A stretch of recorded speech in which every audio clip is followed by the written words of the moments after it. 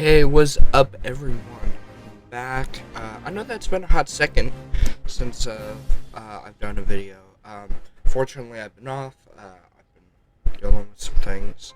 But yeah, I am in full force. So today, I am going to be doing another boss ranking.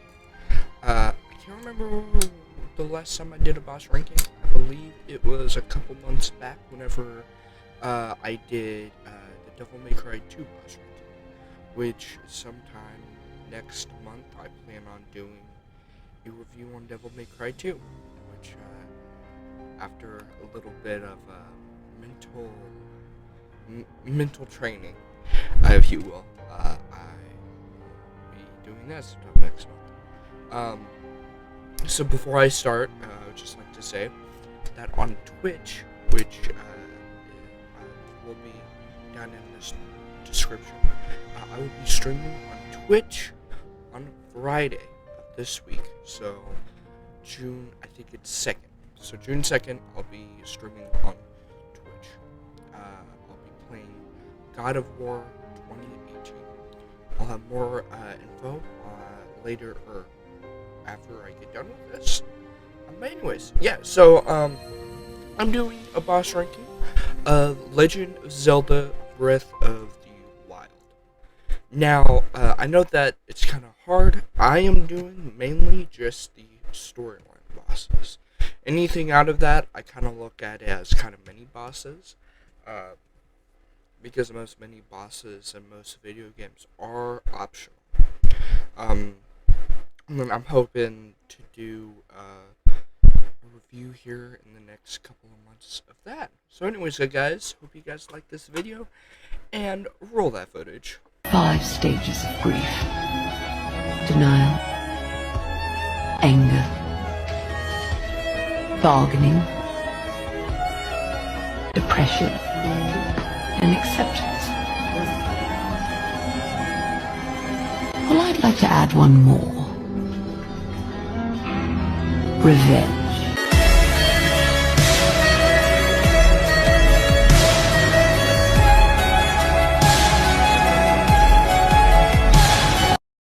Dark Beast Ganon, I put him at a 4 out of 10.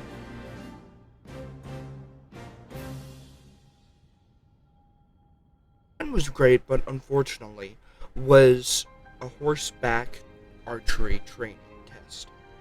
Also, he has mainly a beam attack, and all you have to do is just hit the Triforce symbols with your light arrows, or your bow of light, I believe it's called.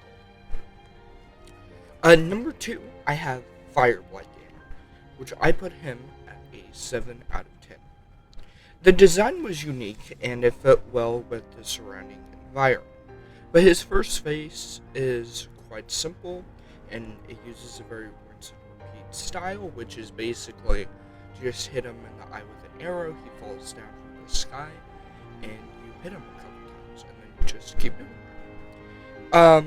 It isn't until his second phase when he uses an AoE, which can be countered by a bomb, which is part of your Sheikah Slate, which is an item that you will use a lot throughout that dungeon, which I think is really nice as a red bow, which is something that you will be seeing a lot throughout each bosses, where you'll see like a lot of the same tactics used throughout the same dungeon, which I really like. I would also like to point out, though, that there is a lot of bosses like this, where it's very rinse and repeat, but it gets harder into the second phase. Number 3, I have Master Koga, and I have him at a 2 out of 10.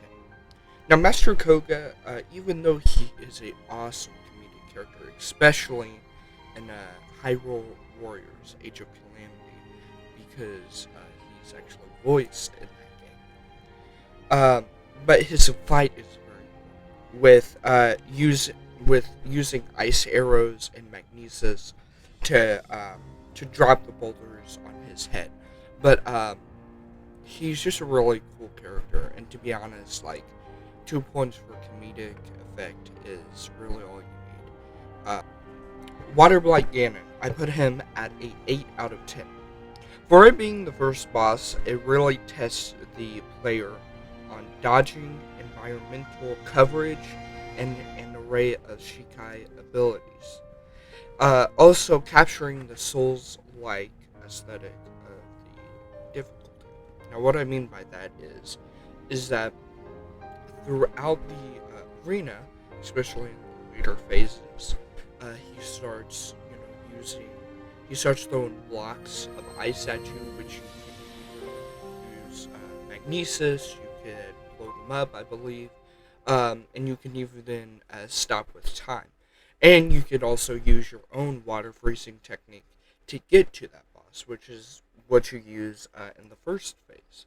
But he also, uh, he's very weak to dodging, which means that if the player has already dodged or learned how to do perfect dodges or just regular dodges, it really helps. Which I think that is something that taking out like the whole Souls like style, I feel that really is a really nice way of kind of opening the game to new players, because this would technically be the official first boss of the game.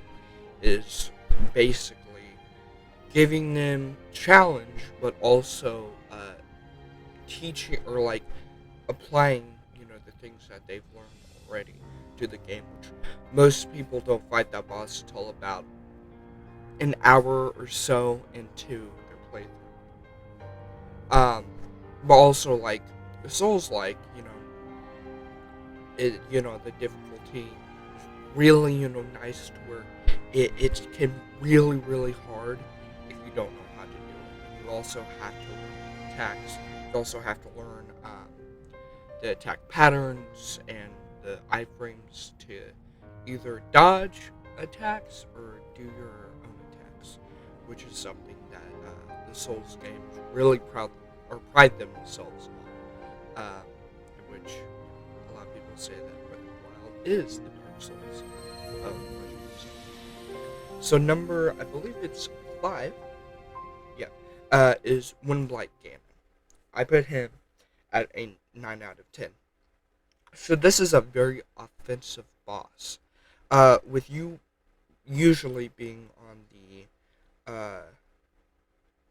which you will usually be the one that will be practicing dodges,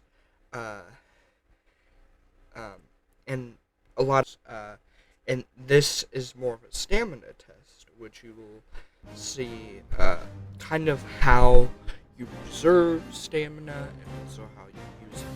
And it's really nice because a lot of your own attacks are going to be airborne, which is really nice because this dungeon requires you to use a lot of airborne type of ones. Number 6 is Calamity Ganon, which I put him at a 10 out of 10. This takes all of the things that you've learned from other Ganons and basically combines them together. And with it even having all of their attacks and all of their same moves, with even combining a little bit of its own. And especially its aesthetic, environmentally, and of Calamity Ganon its own. And which you can even see before you fight with the cutscenes. Number 7, and the last boss, Thunderblight Ganon. I have him as a 10 out of 10. I really like this boss because of the speed, the defensiveness of the boss, and kind of the Souls-like difficulty. Which, with its arena being very uneven, it can be a curse or a blessing. But I do honestly think that this kind of compares to like Manus from Dark Souls 1, even something like Father Owl or even Genichiro from Sekiro Shadows Die Twice. The very aggressive, but it's more you're fighting a version of yourself, and then with it's a cool contrast to a lot of the other fights, because instead of it becoming harder, the second phase actually becomes a lot easier because you're able to do a lot more damage with it, which is something that again that you use in Genichiro, or his I think it's called Genichiro Way of the Tomoe phase, where you basically use his own lightning moves and you reverse it onto him, which is something that's super duper cool that Breath of the Wild used as well. So anyways, guys, hope you guys like this video. So just kind of a reminder, in my description, I have Snapchat, which is Genexus08, all lowercase, and then I also have a Facebook page, and I have a Twitch, which I will be streaming this Friday, June 2nd, from 6 a.m. or no, not 6 a.m. 7 p.m. to 9 p.m. Midwestern time, at least. And I'll be playing God of War 2018 for the first time. I'm actually really nervous. Anyways, guys, hope you guys like this video, and I will talk to you all later. And stay tuned for a very special Japanese-like comic rundown. Oh, hey there, Forrest. Goo goo gaga. I want milk.